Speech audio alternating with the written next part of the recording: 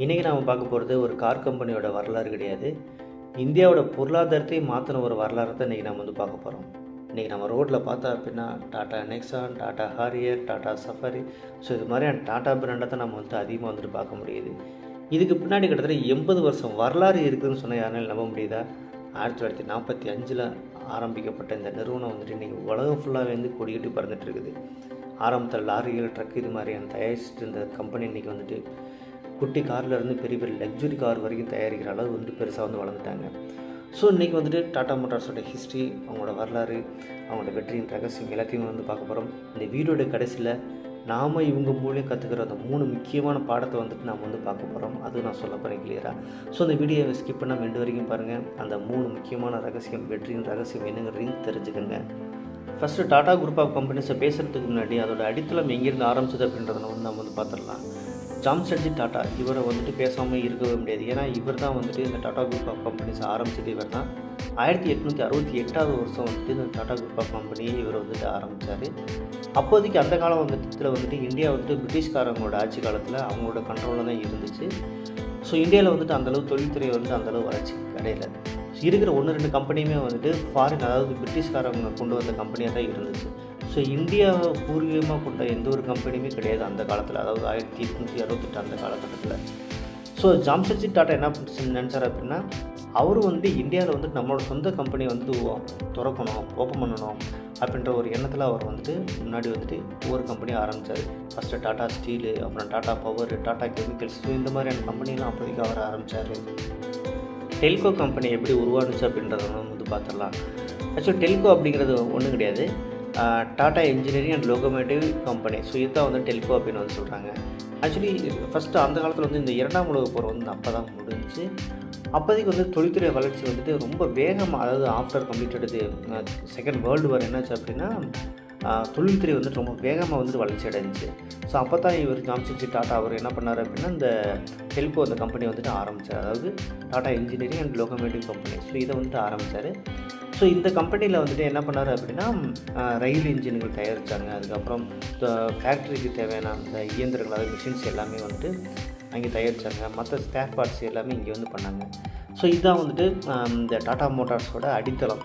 So எதிர்காலத்தில் இது ரொம்ப பெரிய ஒரு கார் நிறுவனமாக வரும் அப்படின்னு யாருமே நினச்சி பார்க்கல. ஆனால் அந்த டெல்கோ நிறுவனம் தான் இப்போதைக்கு இருக்கிற டாட்டா மோட்டார்ஸ் அப்படிங்கிற ஒரு பெரிய நிறுவனம். அந்த காலத்தில் பெரிய பெரிய லாரி, கண்டெய்னர் இதெல்லாம் எடுத்துக்கிட்டா அப்படின்னா அது மேக்ஸிமம் எல்லாமே டாட்டா மோட்டார்ஸ், அதாவது டாட்டா கம்பெனியோட தான் இருக்கும். டாட்டா கம்பெனியோட லாரிகள் தான் இந்த போக்குவரத்துக்கு, இந்த பெரிய பெரிய லோடுகளை ஏற்றிட்டு போகிறதுக்கு அந்த டாட்டா கம்பெனி லாரி தான் அதிகமாக யூஸ் பண்ணிகிட்டு இருந்தாங்க. ஆக்சுவலி 1954 ஒரு ரொம்ப பெரிய சேஞ்சஸ் வந்தது. எப்படி அப்படின்னா அப்போதைக்கு இந்த டைம்லர் கம்பெனி கூட ஒரு கொலாபரேஷன் நடந்தது. இப்போ தான் டைம்லர் அப்படிங்கிறது இப்போ ரீசெண்டாக நம்ம சென்னையில் புதுசாக கம்பெனியை ஓப்பன் பண்ணியிருக்காங்க. நம்ம பாரத் பென்ஸ்னு நம்ம நிறைய லாரிகளில் பார்த்துருப்போம். ஸோ பாரத் பென்ஸ்ன்றது டைம்லரோட கம்பெனி தான். ஸோ இந்த டாட்டா மோட்டார்ஸ் அந்த காலத்திலே, அதாவது 1954, ஸோ அந்த காலகட்டத்திலே டைம்லர் கூட கொலாபரேஷனில் எடுத்து அவங்க டெக்னாலஜி மூலமாக இந்தியாவில் லாரிகள்லாம் உற்பத்தி பண்ணிட்டு இருந்தாங்க. இன்னொன்று அந்த காலத்தில் ரோடு ஃபெசிலிட்டிஸ் எல்லாம் ரொம்ப கம்மி.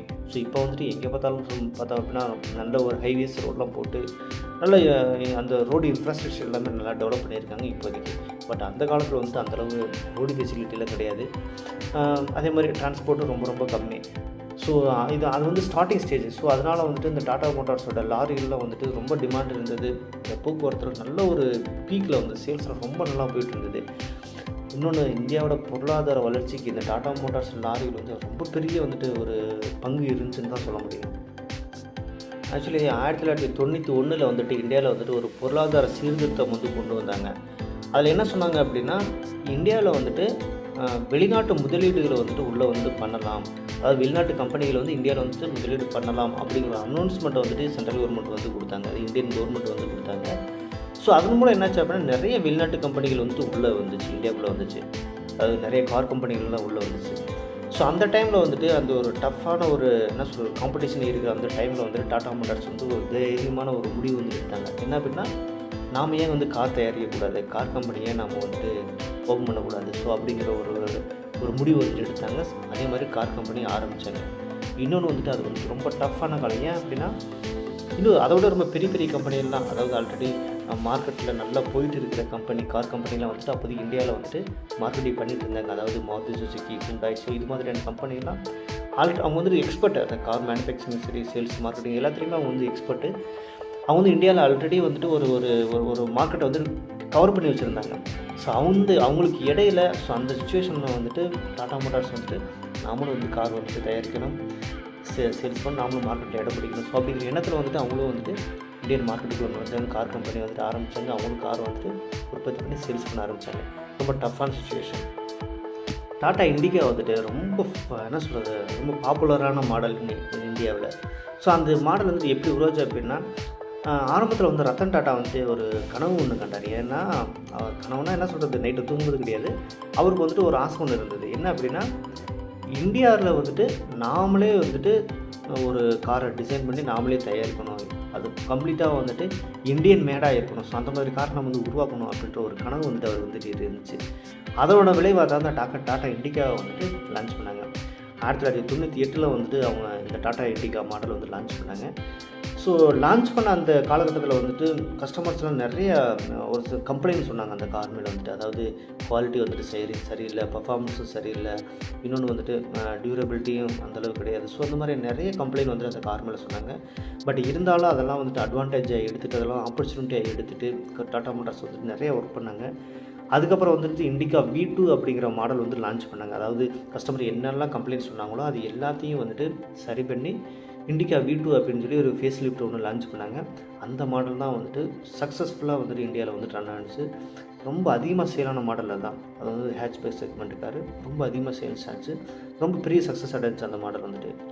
ஃபோர்டு மோட்டார் கம்பெனி கூட ஒரு கான்வர்சேஷன் நடந்தது. அது என்ன அப்படின்னா, ஆக்சுவலி ஆரம்பத்தில் வந்துட்டு இந்த இண்டிகா லான்ச் பண்ணாங்க பார்த்தீங்களா. ஸோ அந்த காலத்தில் இண்டிகா லான்ச் பண்ண அந்த புதுசில் வந்துட்டு காரில் வந்துட்டு நிறைய ப்ராப்ளம் வந்தது. மார்க்கெட்டில் வந்துட்டு அவங்களால வந்துட்டு நிலச்சி நிற்க முடியல. ஒரு கட்டத்தில் என்ன பண்ணாங்க அப்படின்னா, இந்த டாடா மோட்டார்ஸ் நிறுவனம், அதை ரத்தன் டாட்டா என்ன நினச்சார் அப்படின்னா, பேசாமல் இந்த கார் பிரிவை மட்டும், இந்த கார் கம்பெனியை மட்டும் நம்ம வந்து யார்ட்டையாவது வித்தரலாம் அப்படின்ற ஒரு முடிவு வந்தார். அப்போதைக்கு வந்துட்டு ஃபோர்டு கம்பெனி வந்துட்டு வேர்ல்டு ஃபுல்லாக ரொம்ப ஃபேமஸாக இருந்துச்சு. Actually US based, American based company. அந்த கம்பெனி கார் தயாரிக்கிறதும் சரி, சர்வீஸும் சரி, மார்க்கெட்டிங் எல்லாத்துலேயுமே ரொம்ப கொடிகட்டி பறந்தாங்க வேர்ல்டு ஃபுல்லாகவே. ஸோ ரத்தன் டாட்டா என்ன பண்ணார் அப்படின்னா, பேசாமல் நம்ம அந்த டாட்டா இண்டிகா அந்த மேனுஃபேக்சர் அந்த ஒரு செக்மெண்ட்டை மட்டும் நம்ம வந்துட்டு ஃபோர்டு கிட்ட கொடுத்துடலாம் அப்படின்னு சொல்லி ஃபோர்ட் மோட்டார் கம்பெனி அவங்களோட டாப் மேனேஜ்மெண்ட் வந்து பேசுகிறாரு. இந்த மாதிரி எங்களால் வந்துட்டு எதுவும் பண்ண முடியல, பேசாமல் இந்த கார் கம்பெனி நீங்களே வச்சுக்கோங்க அப்படின்ற மாதிரி சொன்னார். அப்போ அவங்க ஃபோர்ட் மோட்டார் என்ன சொன்னாங்க அப்படின்னா, ரொம்ப ஒரு மாதிரி ரொம்ப அசிங்கப்படுத்துகிற மாதிரி பேசிட்டாங்களாம். அதாவது உங்களுக்கும் எதுக்கு இந்த மாதிரியான தேவையில்லாத வேலை, உங்களுக்கு தான் கார் வந்துட்டு பண்ணுறது ஒன்றும் தெரியல, அப்போ டிசைன் பண்ணவும் தெரியல, மேனுஃபேக்சரிங் எதுவுமே தெரியல, தெரியாமல் எதுக்கு நீங்கள் இந்த மாதிரி மார்க்கெட்டில் இறங்குறீங்க, நீங்கள் தெரியாமல் இறங்குறதுனால தானே இவ்வளோ தூரம் வந்துட்டு லாஸ் ஆச்சு, இவ்வளோ தூரம் ப்ராப்ளம் வந்துச்சு அப்படின்ற மாதிரி ரொம்ப அசிங்கமாக ஒரு மாதிரியாக கேவலப்படுத்துகிற மாதிரி பேசிட்டாங்க போல். இது வந்து ரத்தன் டாட்டாவுக்கு வந்துட்டு ரொம்ப ஒரு மாதிரியாக ஹர்ட் ஆகிடுச்சு அவருக்கு. அவர் ரொம்ப மனசுடைஞ்சு போயிட்டார். இருந்தாலும் வந்துட்டு அதுக்கப்புறம் வந்துட்டு அவர் வந்துட்டு இல்லை, அவர் வந்துட்டு பின்வாங்கலை. அவர் இல்லை, எப்படியா நம்ம ஜெயிச்சாகணும் அப்படின்ற ஒரு வெறியில் தான் அவர் வந்துட்டு மறுபடியும் வந்துட்டு முன்னெடுத்து வந்து மறுபடியும் இந்த டாடா இண்டிகா காரை வந்துட்டு சக்ஸஸ்ஃபுல்லாக வந்துட்டு இந்தியாவில் வந்துட்டு லான்ச் பண்ணினார். நானோ கார் எல்லாம் கேள்விப்பட்டிருப்பீங்க, டாடா நானோ கார். ஸோ இது வந்துட்டு ரொம்ப சின்ன கார், ரொம்ப விலை கம்மியான கார். ஆக்சுவலி இது எப்படி வந்துச்சு அப்படின்னா, ரத்தன் டாட்டா ஒரு தடவை காரில் போயிட்டு இருக்கிறப்போ அந்த ரோட்டில் வந்துட்டு ஒரு ஃபேமிலியை பார்க்குறாரு. ஒரு ஸ்கூட்டரில் வந்துட்டு ஒரு ஹஸ்பண்டு, ஒய்ஃபு, 2 குழந்தைங்க, 4 பேர் வந்துட்டு ஸ்கூட்டரில் வந்துட்டு போயிட்டுருக்குறாங்க. ஸ்கூட்டரில் இடம் பார்த்தாமல் அப்படின்னு நெருக்கிட்டு ஒரு மாதிரி உட்காந்து போயிட்டு இருந்திருக்காங்க. இதை வந்து ரத்தன் டாட்டா பார்த்துட்டு, ஏன் இந்த மாதிரி போயிட்டுருக்குறாங்க, ஏன் நம்ம இவங்களுக்கு, அதாவது ஒரு மிடில் கிளாஸ் பீப்புளுக்கும் யூஸ் ஆகிற மாதிரி ஒரு சின்ன ஒரு அஃபோர்டபுள் ப்ரைஸில் ரொம்ப விலை கம்மியான ரேட்டில் ஏன் நம்ம கார் உருவாக்கக்கூடாதா அப்படின்ற ஒரு எண்ணம் வந்துட்டு அவர் மனசுக்குள்ளே வந்துச்சு. ஸோ அதனோட விளைவாக தான் இந்த டாட்டா நானோ காரை வந்துட்டு லான்ச் பண்ணாங்க. ஆனால் அப்போதைக்கு வந்துட்டு ஒரு சில குவாலிட்டி இஷ்யூஸ், ஒரு சில ஃபங்க்ஷன் இஷ்யூஸ் வந்தது. ஆனால் எதிர்காலத்தில் வந்துட்டு அந்த காருக்கு வந்துட்டு ஒரு ஃபெயிலியர் ஆயிடுச்சுன்னு கூட சொல்லலாம். ஏன்னா ரொம்ப சின்ன கார், 1 லட்ச ரூபாய்க்கு கொடுத்தாங்க. 1 லட்ச ரூபாய்க்கு அந்த குட்டி கார் எப்படி கொடுக்குறதுன்றது ரொம்ப ஒரு பெரிய சேலஞ்சிங்காக இருந்தது அந்த கம்பெனிக்கு. இன்னொன்று வந்துட்டு எல்லோரும் வந்துட்டு 1 லட்சம்னு சொன்ன உடனே எல்லாருமே என்ன நினைப்பாங்க, எல்லாரோட கஸ்டமர் மனசுலையும் மெயினாக வருது என்ன அப்படின்னா, இவ்வளோ கம்மியாக இருக்குது, அதனால் குவாலிட்டி கம்மியாக இருக்கும். ஸோ அப்படின்ற ஒரு மைண்ட் செட் வந்துட்டு எல்லாருக்குமே வந்தது. இதனாலேயே வந்துட்டு அந்த கார் வந்துட்டு வாங்குறதுல வந்துட்டு எல்லாருமே வந்துட்டு தயங்கினாங்க. கடைசியில் அந்த மாடல் வந்து ஃபெயிலியராகவே போயிடுச்சு. இந்த டாடா நானோ காரோட ஃபெயிலியர் ஆனதுக்கு முக்கியமான ரீசன் பார்த்தா அப்படின்னா, ஆக்சுவலி இது வந்து டெக்னாலஜி வைஸ் வந்துட்டு ரொம்ப நல்ல கார். ஆக்சுவலி தொழில்நுட்ப ரீதியாக வந்து பார்த்தா அப்படின்னா ரொம்ப பெரிய வெற்றி அடைஞ்சுச்சு. ஆனால் மார்க்கெட்டிங்கில் வந்துட்டு ரொம்ப சவாலாக இருந்துச்சு. ஏன் அப்படின்னா, மக்கள் என்ன நினச்சாங்க அப்படின்னா, இது வந்துட்டு ஒரு ஏழைகளோட கார். அதாவது ரொம்ப என்ன சொல்கிறது, மிடில் கிளாஸ், அதாவது லோவர் மிடில் கிளாஸ்னு சொல்லுவோம் பார்த்தீங்களா. ஸோ அவங்களுக்கு உண்டான கார் தான் அப்படின்ற ஒரு மைண்ட் செட் எல்லாருக்குமே வந்துச்சு. இதனாலேயே வந்துட்டு அந்த middle class, upper middle class, so இந்த மாதிரி இருக்கிறவங்களாம் வந்து இந்த காரை வந்து வாங்குறதுக்கு அவாய்ட் பண்ணாங்க, தயங்குனாங்க. அதனால் யாரும் வாங்கலை. ஸோ இது வந்துட்டு ரொம்ப பெரிய ஒரு பின்னடைவை வந்துட்டு சந்திச்சு இந்த டாடா நானோ கார். அது மட்டும் இல்லாமல் இதில் வந்துட்டு ஃபீச்சர்ஸ்லாம் ரொம்ப கம்மி. ஏன்னா அந்த ₹1,00,000 கொடுக்கணும் அப்படின்னா எவ்வளோ தான் ஃபீச்சர் கொடுக்க முடியும். ஸோ அது மாதிரிலாம் இது கொடுக்க முடியாது. ஸோ அந்த ஃபீச்சர்ஸும் ரொம்ப கம்மி. சேஃப்டியும் வந்துட்டு சுத்தமாக இல்லைன்னு தான் சொல்ல முடியும். அது மட்டும் இல்லாமல் நிறைய கார்கள் வந்துட்டு ஒரு சில ஆக்சிடெண்ட்ஸ், மேஜர் ஆக்சிடெண்ட்டு, இன்ஜுரிஸ் எல்லாமே நிறைய நடக்குது. இதனாலேயே வந்துட்டு இந்த கார் வந்துட்டு பெரிய ஒரு ஃபெயிலியர் வந்து ஃபேஸ் பண்ணுச்சு. 2008 வந்துட்டு வேர்ல்டு எக்கனாமிக்கே ரொம்ப ஒரு பயங்கரமான ஒரு நெருக்கடியை வந்து சந்திச்சது. என்ன சொல்கிறது, எக்கனாமிக் க்ரைசிஸ்ன்னு கூட சொல்லலாம். ஸோ இந்த 2008 அந்த பீரியடில் வந்துட்டு. ஆனால் அப்போதைக்கு வந்துட்டு டாடா மோட்டார்ஸ் வந்துட்டு ஒரு அதிரடியான முடிவு வந்துட்டு எடுத்துச்சு. என்ன முடிவு அப்படின்னா, ஃபோர்டு கையில் வந்துட்டு ஜாக்வர் லேண்டவர் அந்த 2 கம்பெனியை வந்துட்டு ஃபோர்டு மோட்டார் வந்து வச்சுருந்தாங்க.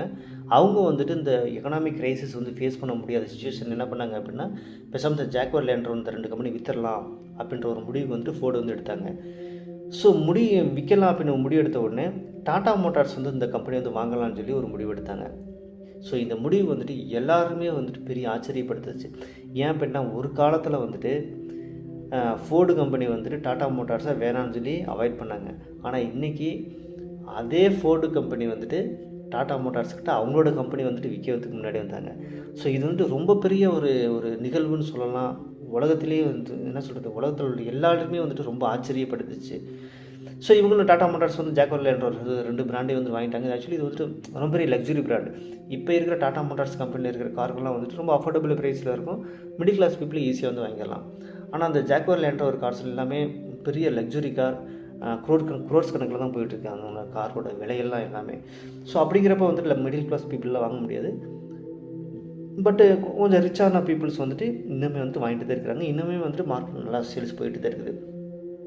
அதே நேரத்தில் ரொம்ப நாள் வந்துட்டு என்ன சொல்கிறது, சேல்ஸு நல்லா பிச்சுட்டு போயிடுச்சு. ஏன்னா இந்தியாவில் மட்டும் தான் யார் வாங்கலாம், ஆனால் வேர்ல்டு ஃபுல்லாகவே நிறைய பேர் வந்துட்டு வாங்கினாங்க. அதனால் வந்து டாடா மோட்டார்ஸோட ப்ராஃபிட்டு எல்லாமே ரொம்ப அதிகமாகிட்டு இருந்துச்சு. வேர்ல்டு மார்க்கெட்டில் டாடா மோட்டார்ஸ் வந்துட்டு அப்படியே கொடிக்கட்டி போடுறதுச்சு அந்த காலத்தில். இப்போதைக்கு டாடா மோட்டார்ஸை பார்த்தோம் அப்படின்னா என்ன சொல்கிறது, கம்ப்ளீட்டாக வந்துட்டு டெவலப் ஆகிடுச்சு. புது மாடலாக நிறைய வந்து லான்ச் பண்ணிட்டாங்க. ஸோ டாடா மோட்டார்ஸ் கார் அப்படின்னு எடுத்துக்கிட்டாவே சேஃப்டியில் வந்துட்டு எந்த ஒரு காம்ப்ரமைஸும் பண்ண மாட்டாங்க அப்படின்ற ஒரு தாட் வந்துட்டு எல்லாரோட மனசுலேயும் வந்துருச்சு, எல்லா கஸ்டமரோட மனசுலேயும் வந்துருச்சு. இப்போதைக்கு பார்த்தோன்னா நல்லா சக்ஸஸ்ஃபுல்லாக போயிட்டுருக்கு கார்கள் வந்துட்டு. Tata Tiago, Tata Nexon, Altroz, Harrier, Safari, so இது மாதிரி நிறைய மாடல் வந்து லான்ச் பண்ணியிருக்கிறாங்க. எல்லா கார்லையும் வந்து பார்த்தா அப்படின்னா ஹைலி அட்வான்ஸ்டு டெக்னாலஜிஸ், நிறைய ஃபீச்சர்ஸு, சேஃப்டி எல்லாத்துலேயுமே வந்துட்டு ரொம்ப ஃபஸ்ட் கிளாஸாக வந்துட்டு கொடுத்துட்ருக்குறாங்க கஸ்டமருக்கு. டாடா மோட்டார்ஸ் வந்துட்டு ஆக்சுவலி டீசல் இன்ஜினில் வந்துட்டு ரொம்ப ஃபேமஸ். டீசல் இன்ஜின் தயாரிக்கிறதுல வந்துட்டு அவங்க வந்து ரொம்ப ஸ்ட்ராங்காக இருப்பாங்க. இப்போ வந்துட்டு அவங்க வந்துட்டு ஒரு சேஞ்சஸ், ஏன்னா வந்துட்டு கஸ்டமர்ஸ் எல்லாமே சேஞ்ச் ஆகிட்டு இருக்கிறாங்க. ஸோ அதுக்கு தகுந்த மாதிரி நாமளும் சேஞ்ச் ஆகணுமே அப்படின்றதுக்காக இப்போ வந்துட்டு இவி செக்மெண்ட், அதாவது எலக்ட்ரிக் வெஹிக்கிள் செக்மெண்ட்டில் வந்துட்டு நுழைஞ்சிருக்கிறாங்க. இன்னுமே வந்துட்டு எலக்ட்ரிக் வெஹிக்கிள் சேல்ஸில் வந்துட்டு இந்தியாவில் வந்துட்டு ஃபஸ்ட் ப்ளேஸில் வந்து டாடா மோட்டார்ஸ் தான் இருக்கிறாங்க. அவங்களோட சக்ஸஸ்ஃபுல் மாடல் வந்துட்டு Tata Tiago, Tata Nexon. So இது ரெண்டுமே வந்துட்டு இந்தியாவில் வந்து ரொம்ப சக்ஸஸ்ஃபுல்லான மாடல். அதாவது ஈவியில், எலக்ட்ரிக் வெஹிக்கிளில் இந்த 2 மாடலுமே ரொம்ப சக்ஸஸ்ஃபுல்லான மாடல். ஸோ இன்னுமே வந்துட்டு அவங்க தான் வந்துட்டு லீடிங்கில் வந்துட்டு இருக்கிறாங்க. ஸோ இந்த டாடா மோட்டார்ஸ் நிறுவனம் இவங்களுடைய ஹிஸ்ட்ரியிலேருந்து நாம் வந்துட்டு கற்றுக்கிற பாடம் என்னென்னு பார்த்தா அப்படின்னா, முக்கியமாக 3 பாடங்களை வந்து நம்ம வந்துட்டு கற்றுக்குறோம். ஒன்று வந்துட்டு தோல்வி அப்படிங்கிறது வந்துட்டு ஒரு முடிவே கிடையாது. ஸோ என்ன சொல்கிறது, நிறையா வாய்ப்புகள் வந்துட்டு நமக்கு வந்து நிறைய இருக்குது. எதிர்காலத்தில் வந்துட்டு நமக்கு நிறைய வாய்ப்புகள் வந்துட்டு வருது. அந்த வாய்ப்புகளை நாம் வந்துட்டு நமக்கு சாதகமாக பயன்படுத்தி நம்ம வந்துட்டு வெற்றியை வந்துட்டு கண்டிப்பாக அடையலாம். ஸோ தோல்வி அப்படிங்கிறது வந்துட்டு ஒரு முடிவே கிடையாது. ஸோ இது ஒரு பாடம். 2வது பாடம் என்ன அப்படின்னா, புதுமை இல்லை அப்படின்னா நம்மளால் வந்துட்டு மார்க்கெட்டில் வந்துட்டு நிலச்சி நிற்க முடியாது. ஏன்னா கஸ்டமர் எல்லாமே அப்டேட் ஆகிட்டே இருக்காங்க. ஸோ அவங்களுக்கு தகுந்த மாதிரி நாமளும் நம்மளோட ப்ராடக்ட் வந்துட்டு அப்டேட் ஆகிட்டே போயிட்டே இருக்கணும். அப்போ தான் வந்துட்டு நம்ம வந்து இந்த மார்க்கெட்டில் வந்துட்டு நிலச்சி நிற்க முடியும். அப்படி இல்லை அப்படின்னா, இல்லை நான் பழசு அப்படியே தான் இருந்தேன், நான் இதே மாதிரி தானே பண்ணிகிட்ருப்பேன் அப்படின்னு நினச்சோம் அப்படின்னா கண்டிப்பாக வந்துட்டு நம்மளால் வந்துட்டு மார்க்கெட்டில் வந்து நிலச்சி நிற்க முடியாது. உதாரணத்துக்கு ஃபோர்டு மோட்டார் எடுத்துக்கிட்டோம் அப்படின்னா அவங்க வந்துட்டு இப்போ இருக்கிற கஸ்டமருக்கு, இப்போ இருக்கிற மார்க்கெட் டிமாண்டுக்கு தகுந்த மாதிரி அவங்க அப்டேட் பண்ணவே இல்லை. ஸோ அதில் வந்து அந்த ஒரு காரணத்தினால தான் அவங்க வந்துட்டு ஒரு ஃபெயிலியர் வந்துட்டு ஃபேஸ் பண்ணாங்க இந்தியாவில். ஆனால் டாடா மோட்டார்ஸ் வந்துட்டு அப்படி கிடையாது. அவங்க வந்துட்டு மாறிட்டாங்க. இப்போதைக்கு இருக்கிற கஸ்டமருக்கு தகுந்த மாதிரி அவங்க ப்ராடக்ட் வந்து நிறைய அப்டேட் பண்ணிட்டாங்க. ஸோ அதனால தான் அவங்க வந்துட்டு இவ்வளோ நாள் வந்துட்டு இந்த மார்க்கெட்டில் வந்து நிலச்சி நிற்கிறாங்க. இப்போயுமே வந்துட்டு நல்லா சக்ஸஸ்ஃபுல்லாக அவங்க வந்து ரன் ஆகிட்டு இருக்காங்க. ஸோ இது வந்து 2வது படம். 3வது படம் என்ன அப்படின்னா உலகமே நம்மளை நம்பாட்டியும் நாம் நம்மளை நம்பணும். ஏன்னா நாம் வந்துட்டு நம்மளோட வாழ்க்கையை வந்துட்டு வாழ்க்கையோட எதிர்காலத்தை வந்துட்டு நாம் தான் டிசைன் பண்ண போகிறோம். ஸோ நாம் நம்மளோட கனவை வந்துட்டு ஃபர்ஸ்ட் ஆஃப் ஆல் நம்பணும். தன்னம்பிக்கைன்னு சொல்லுவோம் பார்த்திங்களா, அதான் சிம்பிளாக சொல்லப்போனால் அதான். ஸோ தன்னம்பிக்கையை வந்துட்டு நம்ம எப்போயும் விட்டுறக்கூடாது. ஸோ இந்த 3 விஷயந்தான், அந்த 3 பாடம் தான் வந்துட்டு இந்த டாடா மோட்டார்ஸ் நிறுவனத்தோட ஹிஸ்ட்ரியில் வரலாறு வந்து நாம் வந்து கற்றுக்கிறது.